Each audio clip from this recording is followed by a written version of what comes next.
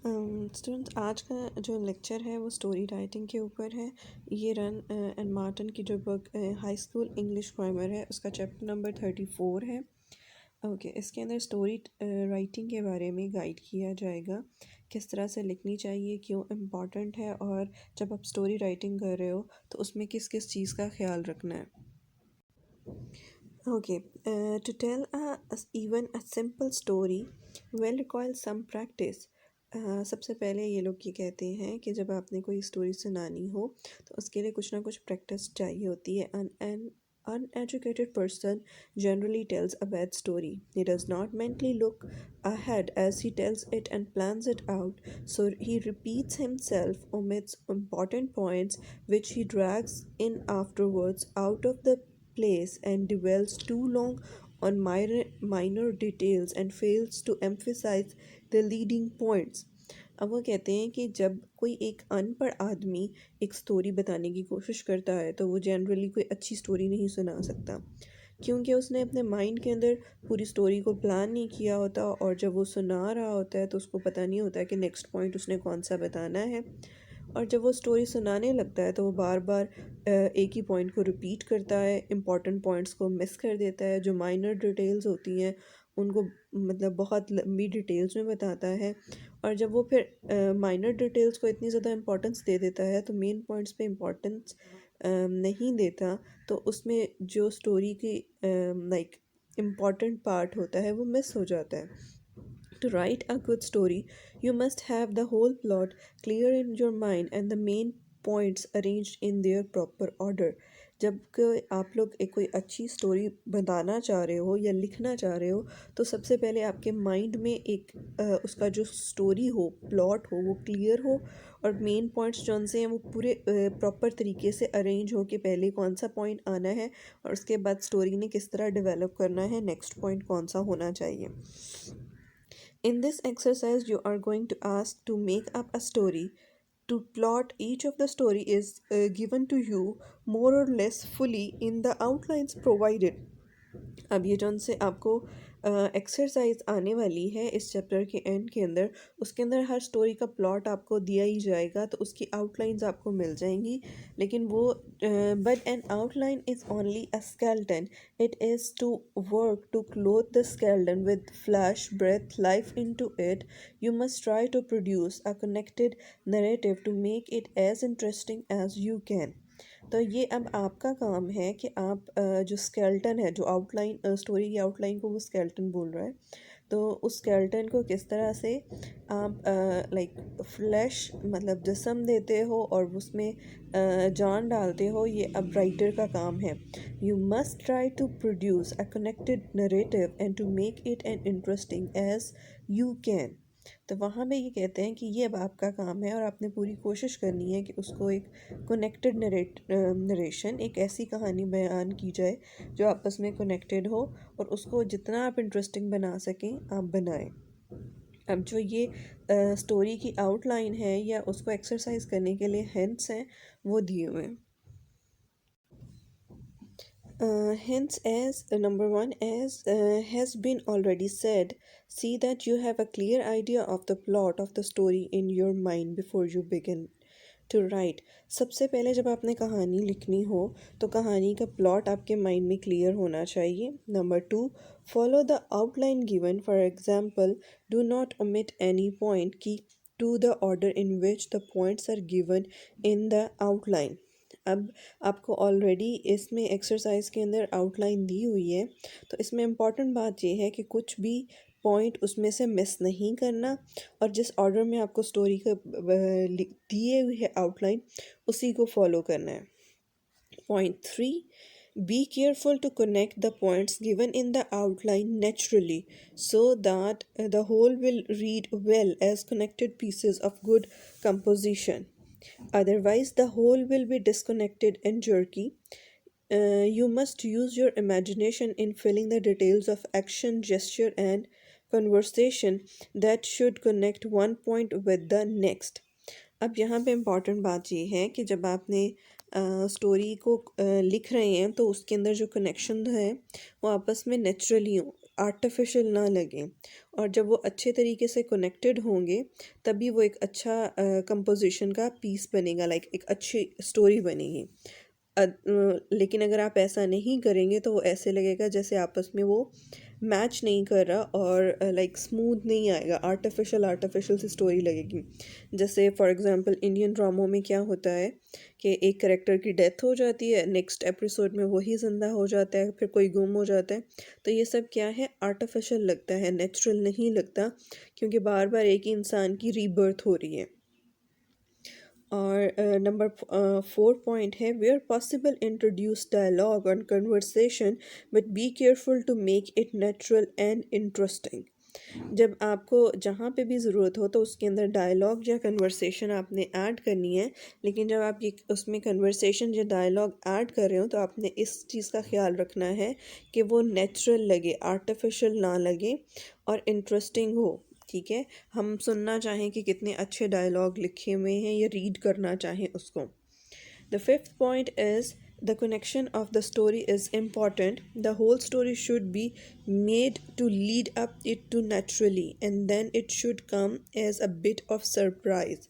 अब स्टोरी के अंदर जब आपने सबसे इम्पॉर्टेंट बात यह है कि जब कंक्लूजन लिखें तो पूरी कहानी जो सी है वो उससे कनेक्टेड हो और वो उसका कंक्लूजन ही हो, लाइक फ्लो के अंदर आए, और उसके एंड के अंदर कुछ ना कुछ ट्विस्ट हो या कुछ ना कुछ सरप्राइज हो।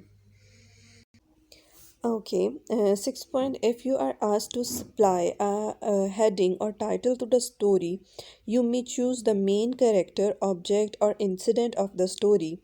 For example, Barber of Baghdad, the plot of olives, or an incident, or a proverb or well known quotation that suits the story. For example, no pain, no gain, sorrow's crown of sorrows, for etc. अब यहाँ पे क्या important बात है कि अगर आपको कहा जाता है कि स्टोरी का टाइटल दो या स्टोरी का टाइटल बनाओ, तो उसके अंदर जो स्टोरी के अंदर इम्पॉर्टेंट करेक्टर हो या जिसके इर्द गिर्द पूरी स्टोरी रिवॉल्व कर रही हो उसके नाम पे करें, या कुछ भी ऐसा जो उस स्टोरी का मॉरल लेसन हो या उसका कोई प्रोवर्ब बनता हो तो वो उसको टाइटल दें। 7.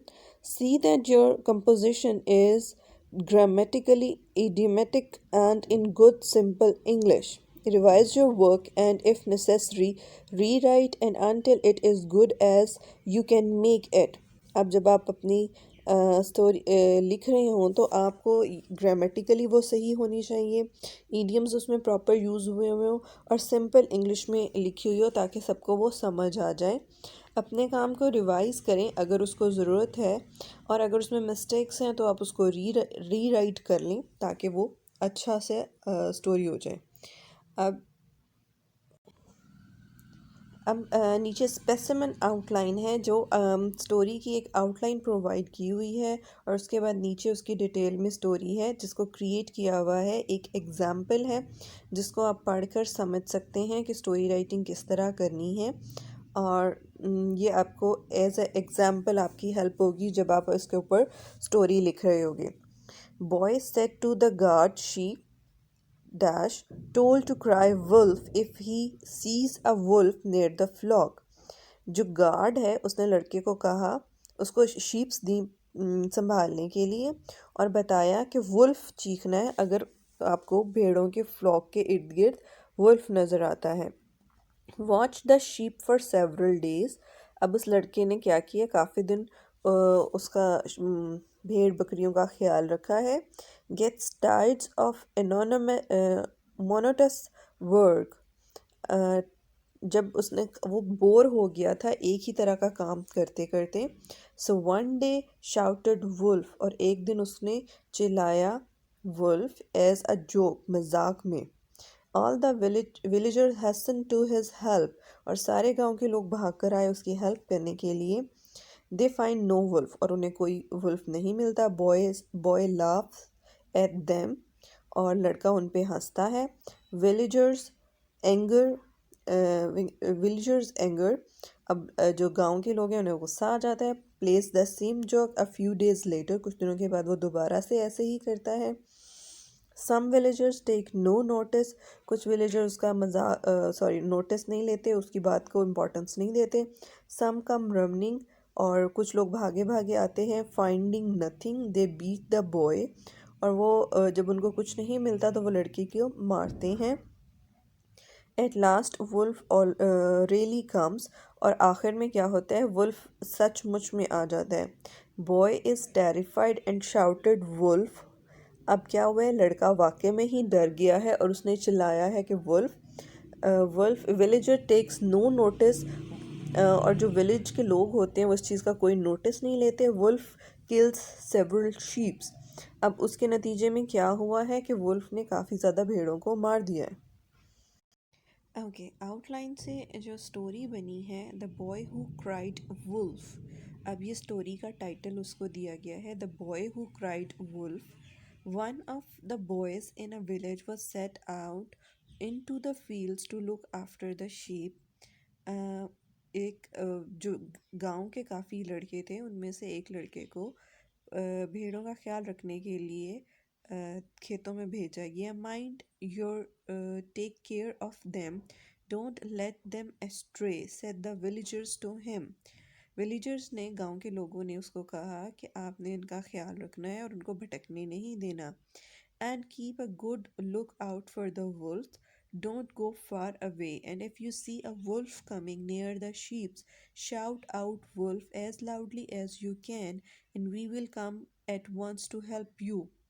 और आपने इनका ख़ास ख्याल रखना है, कोई भेड़िया ना आए और ज़्यादा दूर नहीं जाना, और अगर कोई भेड़िया आ जाए तो ऊंचा सा भेड़िया चलाना है और हम सब फ़ौरन ही आपकी मदद के लिए आ जाएंगे। All right said the boy, I will be careful. लड़के ने कहा ठीक है और मैं इसकी एहतियात करूँगा। So every morning he drove his sheep out of the hillside and watched them all day, and and evening when evening came he drove them home again. वो हर डेली सुबह क्या करता था, शीप्स को लेकर जाता था और उनका सारा दिन ख्याल रखना था और शाम के टाइम उनको वापस घर लेकर आता था। But after a few days, he got rather tired of his lonely life. Nothing happened, and no wolf came. So one afternoon, he said to himself, these villagers have given me a very stupid job. I think I will play a trick on them just for fun. अब क्या हुआ है कि वो अपनी routine से bore हो गया है और कोई वुल्फ भी नहीं आ रहा, कोई लाइफ में थ्रिल नहीं है। तो उसने क्या सोचा कि मैं मतलब गांव के लोगों ने मुझे बहुत ही बोरिंग सी जॉब दे दी है तो मैं इनके साथ मजाक करता हूँ। So he got up and began shouting as loudly as he can, wolf wolf. और वो उठा और उसने चीखना शुरू कर दिया जितना ऊंचा वो चीख सकता था, भेड़िया भेड़िया। The people in the village heard him and at once they came running with sticks. और गांव के लोगों ने उसको सुना और फौरन ही भाग कर आए अपनी लाठियां उठाकर। Wolf, Wolf, shouted the boy. They ran faster. At last they came up to him out of breath. और क्या हुआ है कि वो भागते हुए उसके पास आए हैं और उनको सांस चढ़ा हुआ था। Where is the wolf? They panted, but the boy only laughed and said, there is no wolf. I've only shouted it in fun, and it was fun to see you all running as hard as you could. और लड़के ने कहा कि यहाँ जब उससे पूछा कि कहाँ है भेड़िया, तो लड़के ने उनका मजाक उड़ाया और उन्होंने कहा कि यहाँ पे कोई भी भेड़िया नहीं है, मैं तो सिर्फ मजाक में चिल्लाया था ताकि मैं देख सकूँ आप लोग कितना तेज़ भाग सकते हो। The man were very angry, जो गांव के लोग थे उन्हें बहुत गुस्सा आ गया। You young rascal, they said, if you play a trick like that again we will beat you instead of the wolf.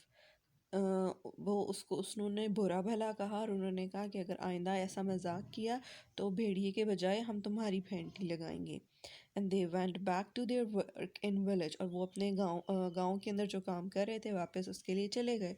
For some days the boy kept quiet, but he got restless again and said to himself, if wonder if they will come running again. If I cry wolf once more, it was such fun the last time. अब क्या है कि कुछ दिन तो लड़का चुप रहा और उसके बाद उसको फिर बेचैनी होने लगी और उसने कहा कि मैं देखता हूँ कि पिछली दफ़ा तो ये लोग भागते हुए आए थे जब मैंने भेड़िया चलाया था, इस दफ़ा वो आते हैं या नहीं आते। So once more he began shouting wolf wolf, और एक दफ़ा फिर से वो चिल्लाना शुरू हो गया, भेड़िया भेड़िया। The villager heard him, and some said the boy is up to his tricks again, but some said it may be the true this time, and if there really is a wolf, we shall lose some of our sheep. अब क्या होता है कि गांव के जो लोग हैं वो दोबारा से सुनते हैं उसको चिल्लाते हुए कि वो भेड़िया आ गया है। तो कुछ लोग कहते हैं कि ये लड़का फिर से शरारत कर रहा है, तो हमें इसकी हेल्प नहीं करनी चाहिए, और कुछ लोग कहते हैं कि नहीं, हम मे बी वो इस दफ़ा सच बोल रहा हो और हमें जाके देखना चाहिए, ये ना हो कि हमारी कुछ जो भेड़ें हैं वो खा जाए भेड़िया। So they seized their stick and ran out of the village to the hillside. Where is the wolf? They cried as they came up. अब क्या हुआ, वो अपनी छड़ियाँ लेकर वहाँ पे पहुँचे हैं, लाठियाँ लेके, और वहाँ पे उनसे उसने जाके पूछा कि भेड़िया कहाँ पे है। Nowhere, said the boy laughing. It was fun to see you running up the hill as fast you could. तो लड़के ने उनको फिर से हंसना शुरू कर दिया। उसने कहा भेड़िया तो कहीं पे भी नहीं है। वो कहता है मुझे तो बहुत मज़ा आया, आप लोग बहुत तेज़ी से भागते हुए इधर आए हो।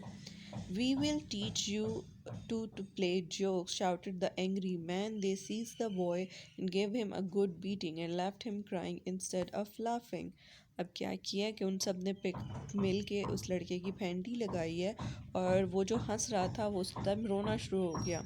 Few days later, a wolf already did came really did come. When the boy saw it, he was very frightened and began shouting, wolf wolf, help help, as loudly as he could.